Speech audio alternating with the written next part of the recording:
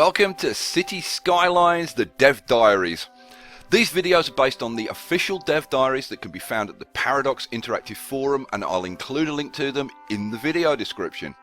In this episode, we'll be looking at zoning, and you may be surprised to find that this is arguably the most controversial aspect of the game. So what's the controversy, I hear you ask? Well, it's all about control. Now, at one extreme, you could allow the player to manually place every building individually, the ultimate level of control. But in a large city, a micromanagement nightmare. At the other extreme, the game allows the player to zone areas, and the game decides what buildings get built. This obviously limits flexibility, but removes the management headache. The developers of City Skylines decided they wanted to go with a zoning approach. I think primarily because zoning more accurately reflects the real-world high-level city planning, where the city planners lay down guidelines that the citizens and companies have to work within. But also because they wanted the game to have a progression, where you build a city up and it develops as circumstances change. And imagine having to upgrade hundreds of buildings manually as the city grows. Not fun. But the real centre of the controversy is about the exact level of control that we're going to have over the zones and the buildings. Will we have the flexibility to accurately create our own artistic visions? Well, let's take a look at the mechanics and find out. First, let's look quickly at the zoning tools. In City Skylines, there are three tools for zoning. The Fill tool, which lets you zone areas with just one click, which is handy for filling in things like city blocks. Then there's the Brush tool, which allows you to paint zoned areas. And there are two brush sizes for this tool, small and large. Oh, one tip, the painted area must touch the road at some point, or buildings won't spawn. Finally, the Marquee tool, which allows the player to click and drag an area, which allows you to zone huge areas in one go. Very cool. Now let's look at the zone types. City Skylines features three main zone types: residential, commercial, and workplaces. Each of these is divided into two types: low and high density for residential and commercial, and industry and offices for workplaces. Note that when you start a city, you only have access to the two low density zones and industry. The other zone types have to be unlocked. Now, you might think that only having two densities is going to limit the variety that you can have in your city. But in addition to the densities, the buildings themselves have development levels. But we'll talk more about building levels later on in this video. The zone types also seem quite simplistic, just residential, commercial, industrial. But there's an additional level of control by virtue of districts and district policies. So if we take industry, you can, for example, create a district, which you do using a simple paint tool, and then apply a specialization policy to make that district specialize in industries like forestry or farming. Oh yes, City Skylines has farms. Oh, and if you want to talk about detail, you can even name individual farm animals. Is there going to be a single city that doesn't have a pig named Bacon? But the big question is just how finely we're going to be able to tune these areas. So, will we be able to create a farming area with, say, just fruit orchards? Right now, we'll have to wait and see, but I'm sure we'll be covering districts and policies in more detail later in this series.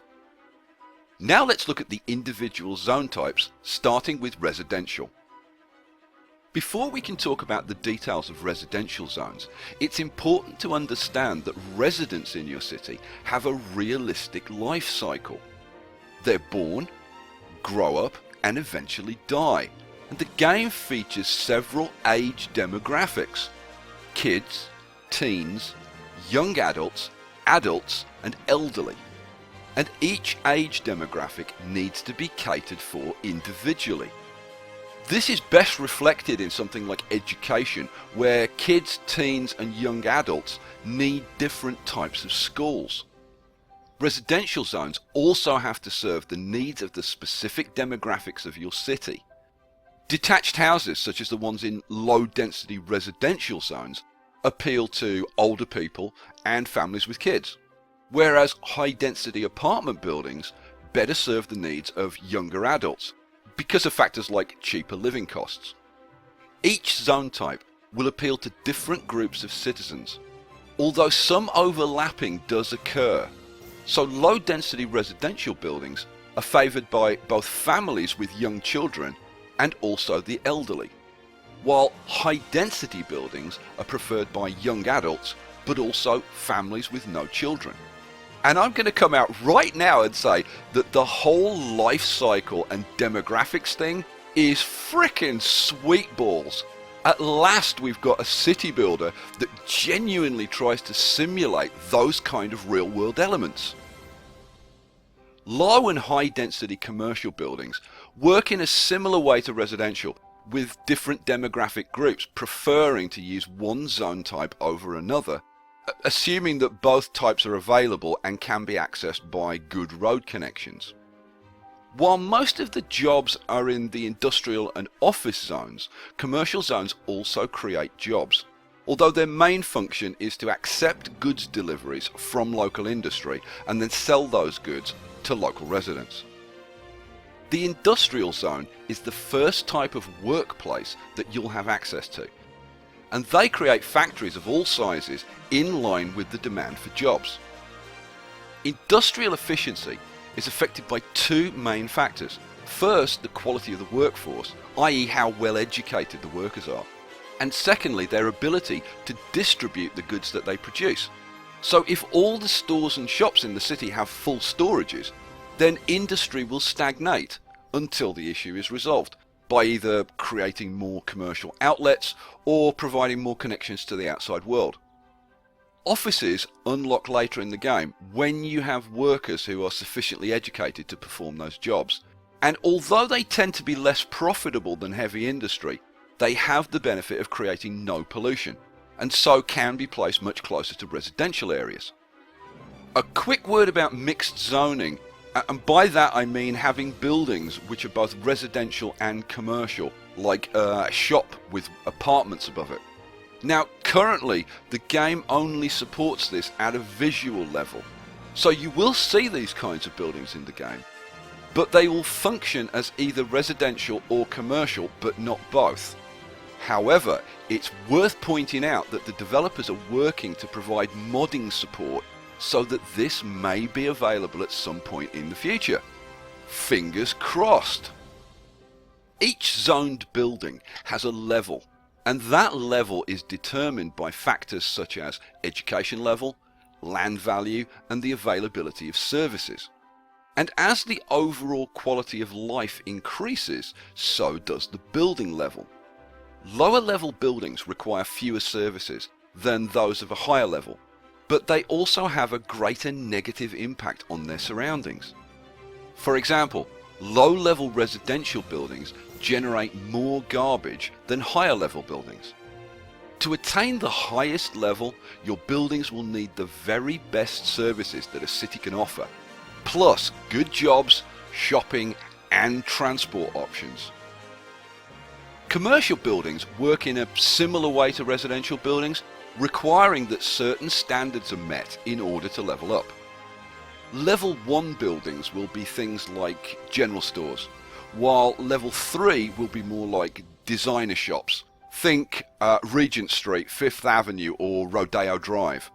And consequently, they will require a more affluent clientele. That's rich people. And also better services. Oh, and while we're on the topic of Regent Street, Fifth Avenue and Rodeo Drive, an interesting test of the game would be to see if you can actually create areas as diverse in terms of looks as those three streets are.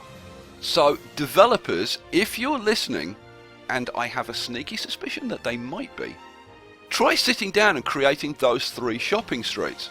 How close can you get? Now it's worth mentioning that commercial and industrial create jobs of differing educational requirements within the same building. Almost every workplace has some level 0 jobs, meaning for poorly educated workers. But in order to get maximum efficiency out of a high level workplace, you're going to need employees with high levels of education. Workplaces have similar leveling requirements to commercial buildings. Land value and services are important to level them up, and educated workers will be needed once they are.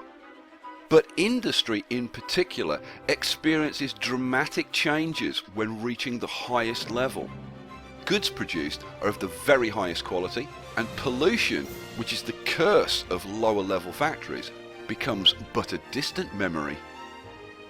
You'll be able to judge, at least broadly, the demand for residential, commercial and industrial zones by looking at the RCI meter. But I'm hoping to see a lot more in terms of analytics as more of the game is revealed. A quick word about city styles.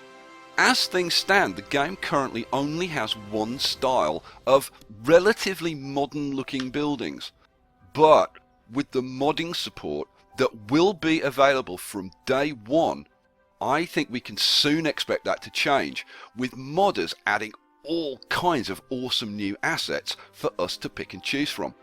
I'm personally looking forward to the inevitable Lord of the Rings mod. And I wouldn't rule out future expansions adding additional styles as well.